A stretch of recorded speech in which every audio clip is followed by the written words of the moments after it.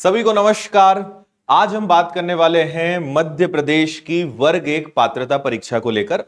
और पिछला एक वीडियो मैंने बनाया था जिसमें काफी सारी इंपॉर्टेंट बातें की थी, लेकिन आपके कुछ ऐसे प्रश्न आए थे जिनको क्लियर करना बहुत जरूरी है। उसमें सबसे मेन प्रश्न यह था कि सर इस बार क्या उम्मीद है, कितने बच्चे फॉर्म भर सकते हैं, पहले कितने विद्यार्थियों ने फॉर्म भरा, कितने लोगों ने पात्रता परीक्षा क्वालिफाई करी और फाइनली कितने लोगों को जो है चयन परीक्षा में क्वालिफाई किया गया। तो ये सब बातें आज हम करने वाले हैं और साथ ही कैसे आप इसकी तैयारी कर सकते हो, क्या आपकी तैयारी का पैटर्न होना चाहिए, क्या स्टडी प्लानिंग होनी चाहिए, इस सब पे हम बात करेंगे और ओवरऑल क्या आपकी तैयारी होनी चाहिए। तो आइए शुरुआत करते हैं। और आपको पता होगा कि हमने विनर्स की एप्लीकेशन पर कोर्स भी लॉन्च किया है और उसमें मैंने ये पूरा बताया कि कौन से टीचर्स आपको क्या पढ़ाएंगे। ये वीडियो आप देख लीजिएगा, इनकी लिंक डिस्क्रिप्शन में मिल जाएगी।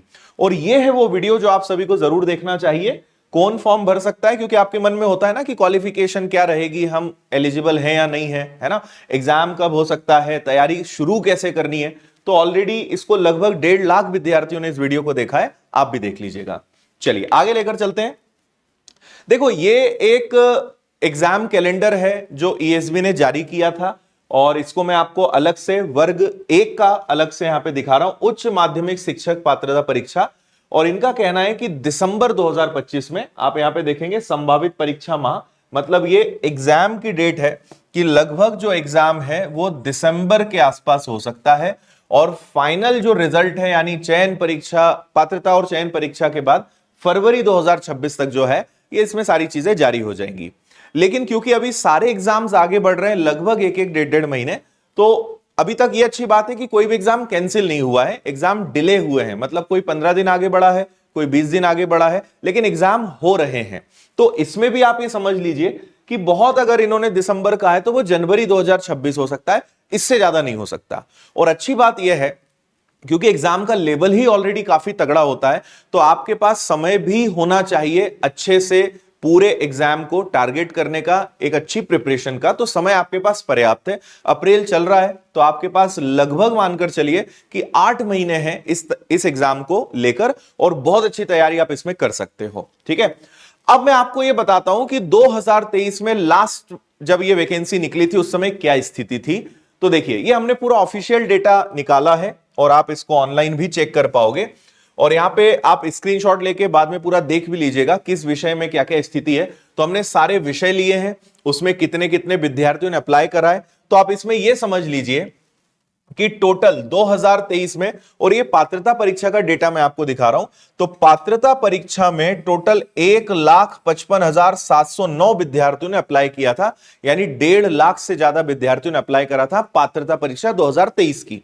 और अगर सब्जेक्ट वाइज देखोगे तो आपको दिखेगा जैसे एग्रीकल्चर है तो कैटेगरी वाइज भी फॉर्म है और टोटल 1783 बच्चों ने अप्लाई करा था। बायोलॉजी देखें तो 18,000 विद्यार्थियों ने अप्लाई करा था। ठीक है, सबसे ज्यादा जनरली इंग्लिश, हिंदी, मैथ्स होते हैं, तो अगर आप इंग्लिश विषय को देखोगे तो इंग्लिश में 20,000 बच्चों ने अप्लाई करा था पिछली बार। ठीक है, इसके बाद अगर हिंदी देखेंगे आप तो हिंदी में 18,000 बच्चे हैं। फिर आप अगर मैथ्स देखोगे तो मैथ्स में 18,000 बच्चे हैं। तो ऐसे टोटल 1,55,709 लोगों ने अप्लाई करा था 2023 की वैकेंसी के लिए। ठीक है, फिर इसके बाद पात्रता परीक्षा हुई और यही डेटा जो मैंने आपको दिखाया इसको हमने बढ़ते से घटते क्रम में जो है अरेंज किया है, मतलब बड़ी संख्या से छोटी संख्या। तो इंग्लिश में सबसे ज्यादा फॉर्म भरे गए थे 20,000, उसके बाद हिंदी और बायोलॉजी और मैथ्स में लगभग 18,000 और सबसे कम फॉर्म भरे गए थे ज्योग्राफी में, भूगोल में, जो कि 5500 थे। ठीक है, तो यह स्थिति थी 2023 की। अब आते हैं हम कंक्लूजन पे इसके। तो भाई 1,55,709 फॉर्म भरे गए, इंग्लिश में सबसे ज्यादा थे और ज्योग्राफी में सबसे कम थे। तो ये हो गई पात्रता परीक्षा। अब आते हैं कि पात्रता परीक्षा में इस 1.5 लाख लोगों में से कितने लोगों को फाइनली बुलाया गया। ठीक है, तो किस विषय में कितने क्वालिफाई हुए हैं वो आप यहां पे समझ लीजिए और इसके बाद डायरेक्ट हम आ रहे हैं। तो आप यहां पे पढ़ सकते हो, ये आपका मध्य प्रदेश शासन और सारी चीजें लिखी, उच्च माध्यमिक शिक्षक चयन परीक्षा का परिणाम। ये चयन परीक्षा का मैं आपको रिजल्ट दिखा रहा हूं कि पात्रता परीक्षा हुई, उसके बाद फिर चयन परीक्षा में बुलाया गया और चयन परीक्षा में कितने लोगों को फाइनली बुलाया गया वो है। तो टोटल 49,290, 49,290 लोग जो है चयन परीक्षा में क्वालिफाई हुए थे। पात्रता परीक्षा दी, उसके बाद फिर चयन परीक्षा हुई और उसमें 49,290 लोग टोटल इन्होंने इसमें थे, लेकिन इसमें टोटल प्रेजेंट जो हुए हैं वो 46,000 बच्चे थे और 2900 यहां पे एब्सेंट हुए। थोड़ा आपको और आगे लेकर चलता हूं, ये एकदम एग्जैक्ट डाटा है। तो 46,366 टोटल ऐसे विद्यार्थी थे जिन्हें चयन परीक्षा के बाद जो है फाइनली क्वालिफाई किया गया, यानी इतने लोग जो हैं जॉब के लिए एलिजिबल थे, मतलब ये क्वालिफाई थे, एलिजिबल थे। तो आप यहां पे पढ़ सकते हो। तो हिंदी में टोटल 14,000 लोगों को यहां पे बुलाया गया, ठीक है। इंग्लिश में 7,000 थे, संस्कृत में 4,200 थे। ऐसे आप सब्जेक्ट वाइज देखोगे, मैथ्स में 1,400 लोग थे। तो ये पूरी स्थिति है और टोटल 46,366 लोगों को टोटल बुलाया गया था। अगर इसकी समरी देखें तो चयन परीक्षा में टोटल फॉर्म कितने आए थे, तो चयन परीक्षा में टोटल फॉर्म आए थे 49,290 और टोटल जो उपस्थित बच्चे थे वो थे आपके 46,366। ओके, क्लियर है इतनी बात? चलिए अब हम आगे चलते हैं और इस बात को थोड़ा समझते हैं कि अब इस बार की जो परीक्षा है उसकी तैयारी कैसे करें। जैसा मैंने कहा कि ऑफिशियल इन्होंने दिसंबर बोल के रखा है, लेकिन अगर ये थोड़ा और आगे भी बढ़ जाए तो ये खूब से खूब जनवरी होगा और जनवरी 2026 होगा। और फिलहाल आप देखेंगे तो अप्रैल 2025 आपके पास चल रहा है, ठीक है। तो अप्रैल से लेकर अगर आप जनवरी तक का देखें तो मुझे लगता है कि आपके पास एक सफिशिएंट टाइम है जिसमें आप बहुत शानदार तैयारी कर सकते हो, क्योंकि इसमें लेवल भी बहुत ऐसा नहीं है कि नॉर्मल बस बेसिक नॉलेज होना चाहिए, आपको डेप्थ वाला नॉलेज चाहिए, क्योंकि इसमें 10th 12th और पोस्ट ग्रेजुएट लेवल तक का जो है क्वेश्चंस का लेवल रहता है, नॉलेज का लेवल इसमें चाहिए होता है। तो आपको समय चाहिए बहुत डीप में पढ़ने के लिए। और मुझे लगता है कि 8 से 9 महीने अगर आप बहुत अच्छे एक डेडिकेटेड प्रिपरेशन करते हो तो बहुत अच्छी तैयारी आपकी इसमें हो सकती है। हमने यहां पर बहुत सारे पॉइंट्स लिख दिए हैं, हालांकि इन पॉइंट्स पे मैंने पहले भी कई सारी चीजों पे बात करी है, बट स्टिल आप इनको पढ़ सकते हो, है ना।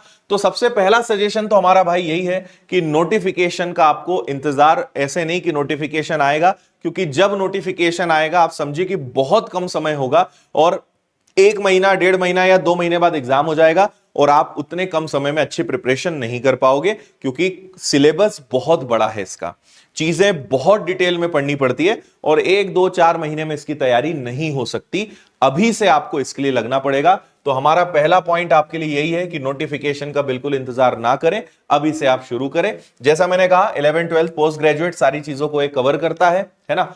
हर यूनिट पर आपको एक अच्छा समय देना है ना। टॉपिक वाइज आप चीजों को स्टार्ट करें और आप हमेशा एक रणनीति को फॉलो करें जिसको हम LRP कहते हैं कि भाई पहले लर्न करो, सीखो, रिवीजन हमेशा चलने दो और उसके बाद आती है प्रैक्टिस। सीखिए, रिवीजन हमेशा करते रहिए और समय समय पर आप प्रैक्टिस करते रहिए। शुरुआत में आपको सीखने पर यानी सिलेबस पढ़ने पर और रिवीजन पे अपना 80% समय देना है, प्रैक्टिस पे आपको 20% समय देना है। जब आपका सिलेबस एक अच्छी स्थिति में आ जाए कि हाँ काफी कुछ आप पढ़ चुके हो, तो ये रेशो उल्टा हो जाएगा। आप अपने दिन का लगभग पढ़ाई का 80% आप अपनी प्रैक्टिस पे देंगे और क्योंकि सिलेबस बहुत सारा हो चुका है तो आपको रिवीजन या कुछ नया पढ़ना है तो 20% समय देना है। तो ओवरऑल आप ध्यान रखिएगा कि 80 और 20 का नियम चलता है। शुरुआत में 80% सिलेबस, 20% प्रैक्टिस, बाद में 80% आपकी प्रैक्टिस और 20% सिलेबस। इस नियम को आप हमेशा फॉलो करिएगा, ठीक है। बाकी आप अच्छे से की पॉइंट्स बनाइए, शॉर्ट नोट्स बनाइए, रिवीजन में ये बहुत हेल्प करता है। और रिवीजन यहां पे बहुत जरूरी, देखो आपने कुछ पढ़ तो लिया, लेकिन अगर पढ़ लिया और वो याद ही नहीं है तो वो पढ़ा हुआ अपने किसी काम का नहीं है ना।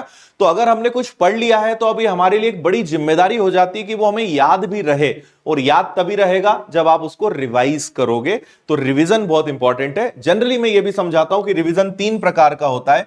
एक होता है कि भाई जो पढ़ा है आज उसका रिवीजन, एक होता है कि पूरे हफ्ते में हमने जो पढ़ा उसका रिवीजन, और एक होता है कि इस पूरे लास्ट मंथ में हमने जो क्या पढ़ा है उसका रिवीजन। और आप विश्वास करिए ये बहुत काम आने वाली टेक्निक है। डेली रिवीजन करिए, जो आज पढ़ा, पूरे हफ्ते में जो पढ़ा, एक वीकली संडे रिवीजन होना चाहिए, और मंथ में एक दिन तय करो कि पूरे महीने में जो पढ़ा है उसका रिवीजन।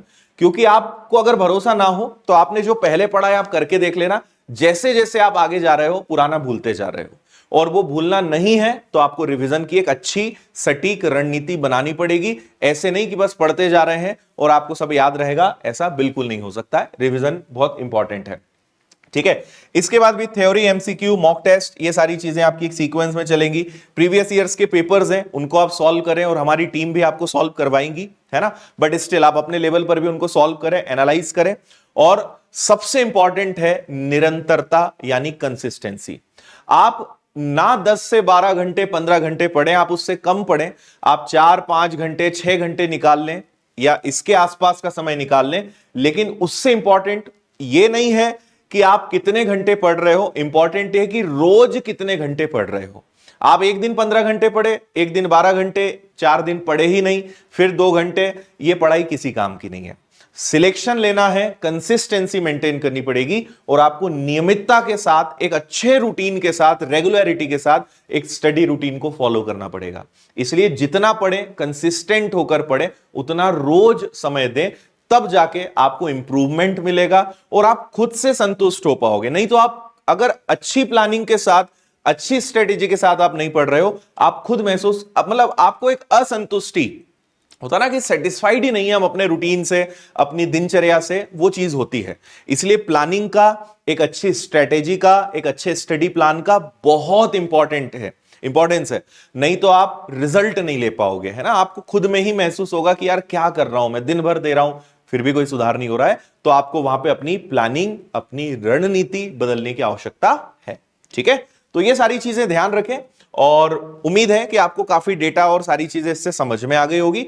और विनर्स के एप्लीकेशन पर इसका कोर्स ऑलरेडी स्टार्ट हो चुका है। आप कोई भी विषय ले सकते हो, हर विषय आपको 1999 में मिल जाएगा। क्लासेस शुरू हो चुकी हैं, तो आप इसको ज्वाइन कर सकते हैं। अभी ज्यादा समय नहीं हुआ है, तो जो क्लासेस 2-4 हो गई उसको रिकॉर्डेड देख लो और बढ़िया इसको आप लाइव देखो। तो विनर्स के एप्लीकेशन पर वर्ग 1 का हर विषय का कोर्स उपलब्ध है, आप इससे जुड़ सकते हैं।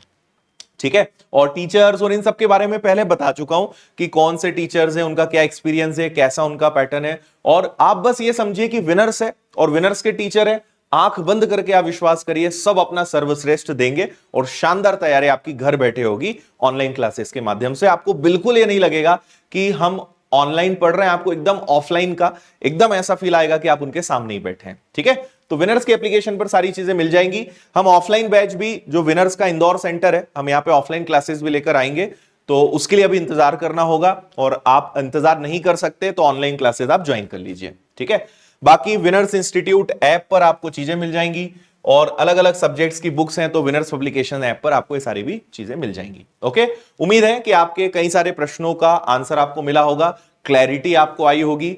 कितने लोग इस एग्जाम में हैं, क्या कंपटीशन है, यह आपको पता चला होगा। साथ ही आपको समझ में आया होगा कि तैयारी करने का तरीका क्या होना चाहिए। और जो वीडियोस मैंने पहले कहा है उनको आप जरूर देख लीजिएगा, उनकी लिंक आपको मिल जाएगी डिस्क्रिप्शन में। आपको और बेटर जो क्लैरिटी है और जो क्वेश्चंस हैं वो आपके क्लियर हो जाएंगे। तो फिलहाल इतना ही, और कोई आपके क्वेश्चंस हो कमेंट कर दीजिएगा, अगला वीडियो हम उन चीजों को ध्यान में रखते हुए लेकर आएंगे। थैंक यू, जय हिंद, खुश रहिए, मस्त रहिए, मुस्कुराते रहिए, टेक केयर।